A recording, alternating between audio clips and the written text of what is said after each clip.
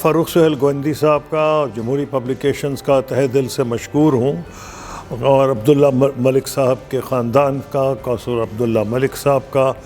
کہ انہوں نے اس کتاب کا دوبارہ اشاعت کا فیصلہ کیا۔ مجھے گوندی صاحب نے یہ بتایا کہ یہ جو آج کل کے جو حالات ہیں ان کو بھی سمجھنے میں یہ کتاب معاون ثابت ہوگی۔ یہ کتاب 3-4 دہائیاں پہلے چھپ چکی تھی، لیکن جو آج کی نئی نسل ہے وہ اس کے لیے میرے خیال میں آج کے معاملات افغانستان کے کیسے ہیں، ترکی اور مسلمانوں کے جو بر صغیر کے مسلمان ہیں ان کے تعلقات کی جو گہرائی ہے وہ کس بنیاد پر قائم ہوئی، اور جو اس ہمارے جو انگریزوں کے خلاف جنگ آزادی تھی اس میں مختلف طبقات نے کیسے اپنا رول ادا کیا، یہ تمام وہ چیزیں ہیں جو مددگار ثابت ہوں گی۔ ویسے تو ٹھیک ہے، ایک خاندان کی کہانی ہے، میرے دادا مرحوم مولانا عبدالقادر قصوری سے شروع ہوتی ہے، ان کی جو کاوشیں تھیں تحریک آزادی میں، خلافت موومنٹ میں، ان سب کا یہاں تذکرہ ہے۔ پھر میرے والد میاں محمود علی قصوری کا، میرے تایا مولانا محمد علی قصوری کا، اور دوسرے تایا مولانا محی الدین احمد قصوری کا، ان سب کی جو ملی خدمات ہیں یہ سارے جو ہیں قید و بند کی صورتیں برداشت کیں، اور ایک تو ایسا موقع آیا تھا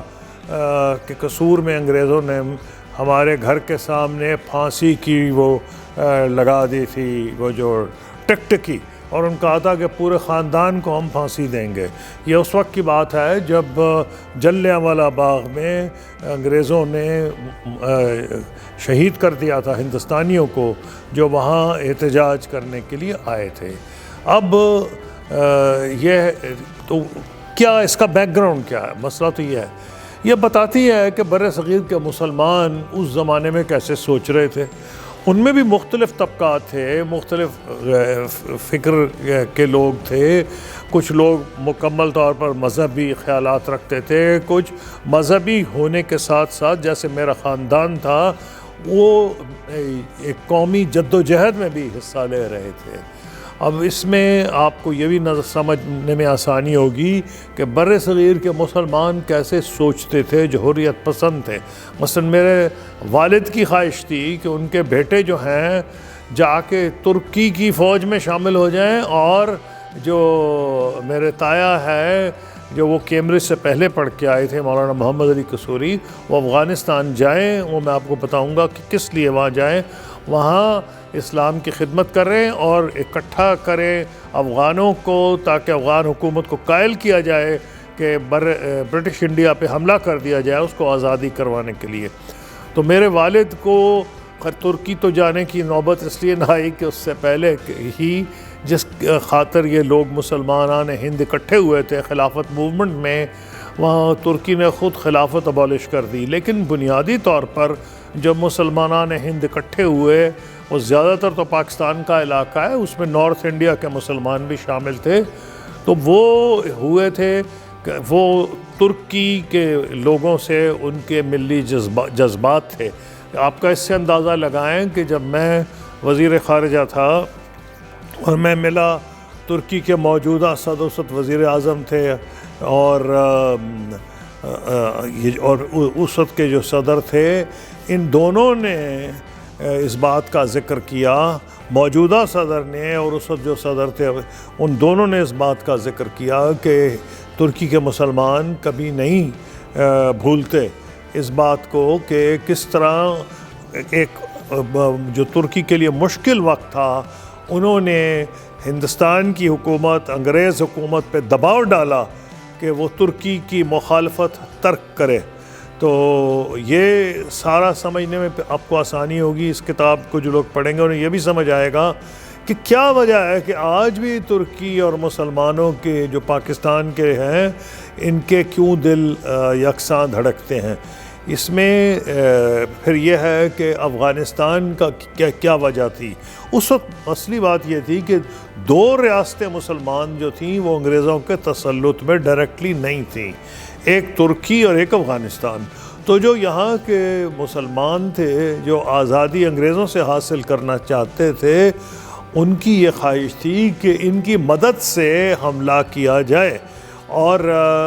جو جہاں تک ان کا تعلق ہے، وہ ایک اور ملک جس کا نام لیا جاتا تھا وہ جرمنی تھا، کیونکہ جرمنی انگریزوں کا دشمن تھا اور ترکی کا وہ جو تھا ایلائی تھا،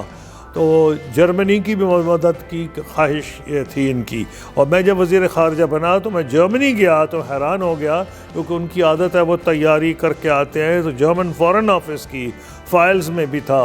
کہ یہ جو میرے تایا وہاں گئے تھے اور وہاں جرمن مشن کو بھی ملے تھے، کیونکہ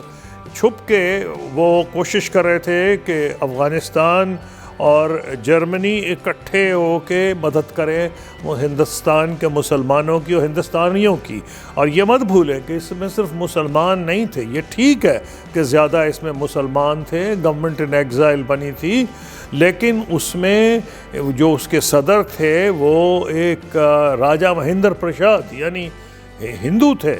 اور لیکن اس میں مولانا عبید اللہ سندھی تھے، شاید انٹیریئر منسٹر میرے تایا مولانا محمد علی قصوری فارن منسٹر تھے، وغیرہ وغیرہ، تو اس میں بہت لوگ شامل تھے۔ تو یہ کوشش ہو رہی تھی انگریزوں سے نجات حاصل کرنے کی۔ تو جن لوگوں کو حیرانی ہوگی کہ یہ جو مسلمان، اور وہ بھی کابل میں گورنمنٹ ان ایگزائل بنی، تو اس میں ہندو مسلمان سارے کیسے شامل ہو گئے، تو ان کو یہ نہیں بھولنا چاہیے کہ اس کتاب سے ان کو یہ بھی سمجھنے میں مدد ملے گی کہ گاندھی جی نے کیوں اس کا ساتھ دیا تحریک خلافت کا۔ تو وہ اس لیے ان کا اپنا مقصد تھا، وہ مقصد یہ تھا کہ ہندوستان میں ہندو مسلم جو تصادم ہو رہا تھا، وہ چاہتے تھے کہ اکٹھے ہو کے انگریزوں کا مقابلہ کیا جائے۔ تو یہ بھی سمجھنے میں آپ کو اس کتاب سے کچھ معاون مدد ملے گی۔ تو پھر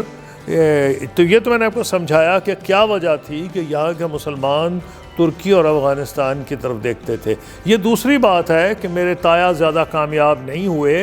جب وہ افغانستان گئے امیر حبیب اللہ کو قائل کرنے کے لیے، تو برٹش انٹیلیجنس حاوی ہو گئی، اور برٹش انٹیلیجنس نے ان کو وہاں سے سازشیں کر کے نکلوایا۔ اور وہ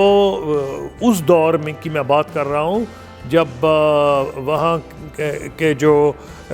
رولر تو امیر حبیب اللہ تھے، لیکن جو ملٹری کمانڈر تھے مارشل شاہ ولی خان کے والد تھے۔ مارشل شاہ ولی خان کا نام مجھے اس لیے یاد ہے کہ وہ ہی میرے تایا کے دوست بنے، اور ان کے والد، انہوں نے انہیں پناہ دی اور انہوں نے ہی بتایا کہ تم رات کو نکل جاؤ،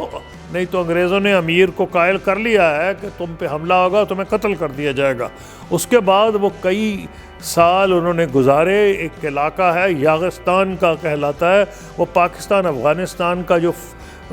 آپ سمجھیں علاقہ غیر دونوں کا تھا، اس میں انہیں کافی وقت گزارا۔ تو انہوں نے بلکہ ایک کتاب بھی لکھی جس کا نام ہے مشاہدات کابل و یاغستان۔ پھر آپ دیکھیں، یہ بھی ہمیں ابھی تک سمجھ نہیں آئی کہ ایک زمانہ تھا کہ سارے ہندو اور مسلمان کانگریس کی میں تھے اور وہ ہندوستان سے چھٹکارا حاصل کرنا چاہ رہے تھے، لیکن آہستہ آہستہ کانگریس جیسے ہندوستان آزادی کے قریب آیا، اس نے ایسی پالیسیاں غلط اڈاپٹ کیں جس کا مظہر 1936 کا الیکشن یو پی کا تھا، جس میں کانگریس نے کہا کہ کوئی مسلمان جو الیکٹ ہو کے آئے گا، اگر وہ کانگریس نہیں جوائن کرے گا تو وزیر نہیں بنایا جائے گا۔ تو جو لوگ الیکٹ ہوئے مسلم لیگ کے ٹکٹ پہ، ان کو نہیں بنایا گیا وزیر۔ یہ وہ ایک قسم کی خلیج آپ کہہ رہے ہیں جو پہلی دھرار بڑی پڑی تھی کہ کانگریس سے جو مسلمان تھے وہ متنفر ہوئے۔ مثلا ان میں جو بڑے لیڈر تھے اس میں تو قائد اعظم محمد علی جناح تھے اور بہت سے لیڈر، لیکن جو نوجوان تھے جیسے میرے والد میاں محمود علی قصوری، انہوں نے بھی مسلم لیگ جوائن کی۔ تو اس وقت ان کو اندازہ ہوا کہ اگر ایسی حکومت بنے جس میں کانگریس یہ سمجھے کہ ان علاقوں میں جہاں مسلمانوں کی اکثریت نہیں، کوئی مسلمان جو ہے وہ اقتدار میں آ ہی نہیں سکتا کانگریس کو جوائن کیے بغیر، تو ان کا مستقبل تاریک ہو جائے گا۔ تو یہ آپ کو سمجھنے میں کافی آسانی ہوگی کہ کس بنیاد پر قائد اعظم جیسے، جو کہ جن کو سروجنی نائیڈو نے کہا تھا ambassador of Hindu Muslim unity, کس طرح وہ چھوڑ گئے کانگریس کو، اور مسلم لیگ کس طرح مضبوط ہوئی، اور کس طرح مسلمانان ہند آہستہ آہستہ مسلم لیگ میں آئے، اور قائد اعظم جو تھے سول سپوکسمن کی حیثیت ان کی ہو گئی مسلمانوں کی۔ تو یہ تمام وہ چیزیں ہیں، حالانکہ بظاہر تو یہ خاندان کے بارے میں کتاب ہے، لیکن یہ 150 سال کے جو تاریخی واقعات ہیں وہ عبداللہ ملک صاحب نے نہایت اپنی لیاقت سے، اور ان کی جو ریسرچ تھی، ان کی تاریخ کی جو نالج تھی، ان کو تمام کو اس کتاب میں سمو دیا۔